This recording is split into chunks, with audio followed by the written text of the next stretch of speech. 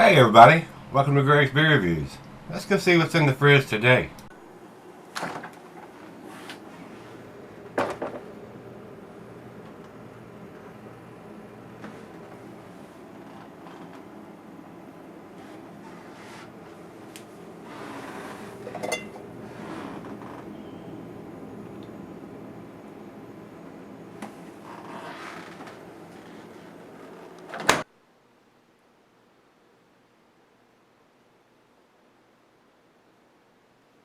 Hello everybody, welcome to Gregsbeerreviews today. Thanks so much for stopping by, I do appreciate it.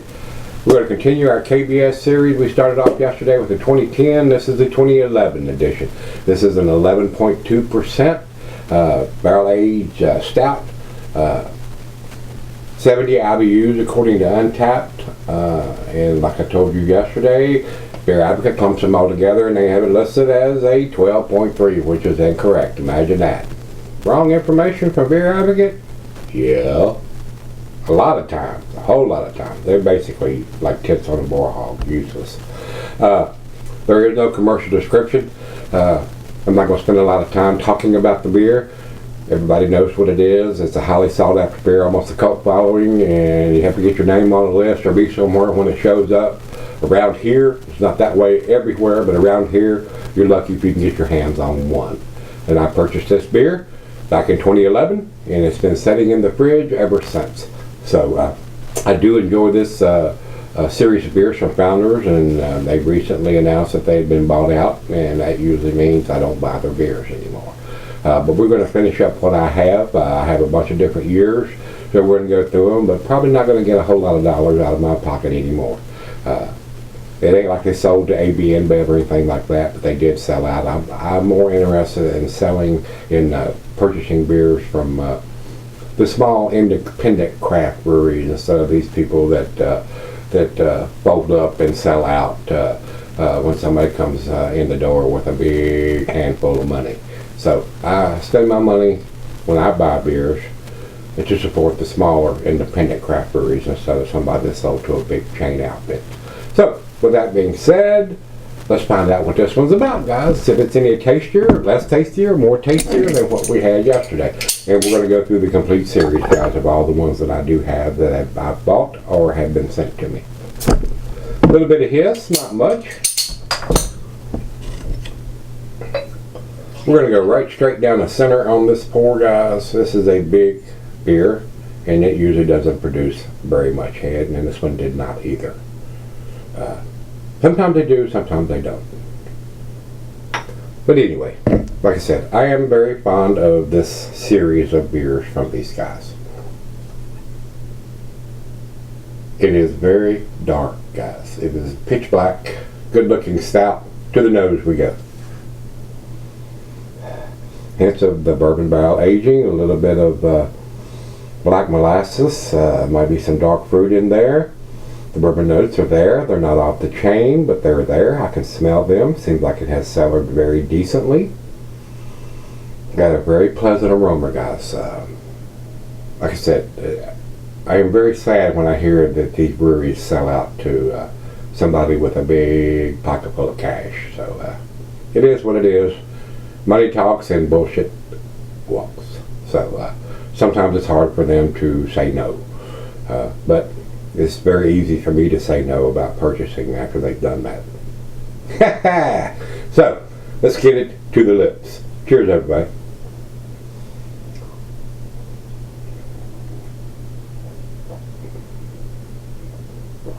Very, very tasty, guys. Super tasty. I hope by them not selling out, it's going to change the way they brew beers or the way they're brewing beers. We shall see. Maybe the distribution will increase. Founders has a big wide distribution. I don't know why they would want to sell out. Seemed like they were doing well before they did that. So I don't know. Like I said, somebody comes in with a big wad of cash. Sometimes yeah, I'll take it. So, but that leads down the road to people like me saying, not going to buy your stuff anymore. But a lot of people don't feel that way. It's just me, just my opinion. It is what it is. So, very tasty beer.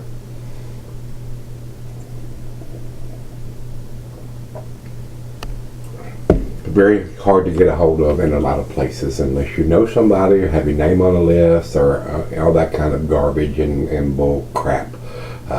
So a lot of places I hear, especially closer to the brewery, they don't have that problem. They can buy whatever they like or as much as they want. It is what it is. The farther away from the brewery you get and the more highly sought after the beer it is, sometimes it gets very hard to get your hands on some of it, any of it, or more than one of it. And that's the way it was with this one when I was buying them when they first come out. Had to get on a list, and then even on the list, they were limited you to one or two of them, and you couldn't get any more. Couldn't even get a whole 4-pack of it. Supply and demand, that's how that works a lot of times. If there's no supply, there's a big demand, the price goes up, and you're limited to what you can get. In the places where there's plenty of it, sometimes it even sits on the shelf for a long time. So, depends on where you're at and where it's brewed and availability. So, that being said, I'm going to sip on this one for a little bit and we'll come back and give it a grade. Alright guys, I'm back. I've been sipping on it for a while now. Like I told you yesterday, it was record high yesterday here in Virginia of 98 degrees on October the 4th. Today's October the 5th, and the high today was like 59. We went from summertime to fall, and I don't think we're going to get any, I don't see any foreseeable 90s again, though we're definitely into fall, so we can get into the October, November, December style beers. That's the way it is in Virginia. We go from summer, we go from 98 to 59, and probably within a week or two it'll be down in the 30s and 40s. So we don't get a lot of spring and don't get a lot of fall. It goes from 30s and 40s to 90 and then back the other way. So that's why I've got the different shirt on today, because it's a little on the chilly side outside after 98 today and 59, 98 yesterday and 59 today. So a good time to have a nice barrel-aged stout.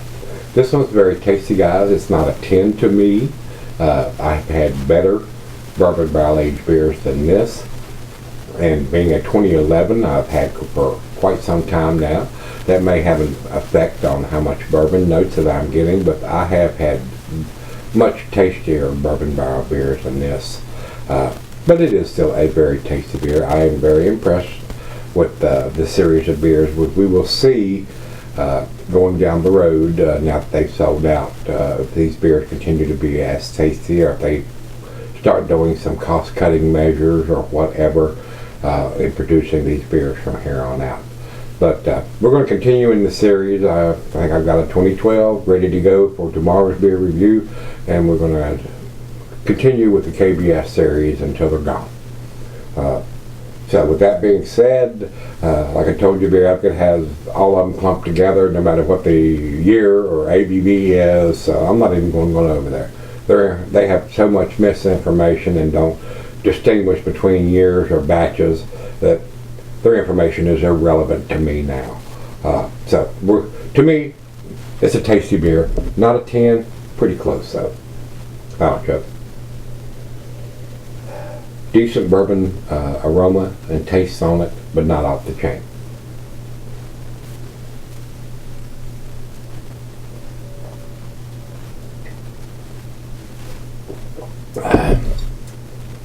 If you can pick these beers up, and I'm sure you're not going to find a 2011 still sitting on the shelf, you'd be damn lucky if you could. They are decently well-made beers. They're not off the chain.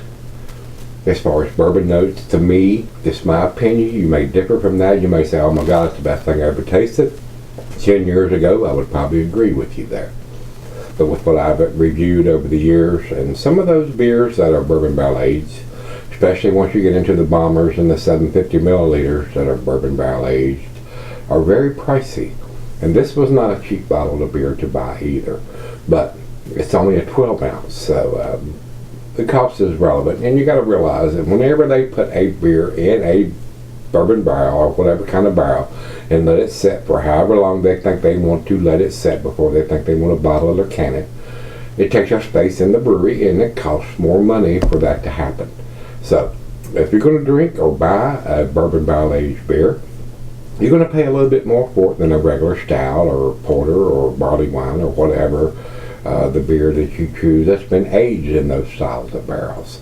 And whether it's been aged a month, 6 months, 12 months, the longer it's aged in those barrels, the more it's usually going to cost you. So it's all relative to what you're wanting to spend on a beer and what you're wanting to get buying those beers. So this is still a tasty beer. And like I said, I don't remember what this cost. Been too long ago, but it wasn't cheap to buy. This is probably in the $12 to $15, $18 range here in Virginia to buy these beers then, like I said, and they're very limited to how many you could purchase. So with that being said, 98 for me, guys. I do think it's an A beer, but I don't think it's an A plus beer.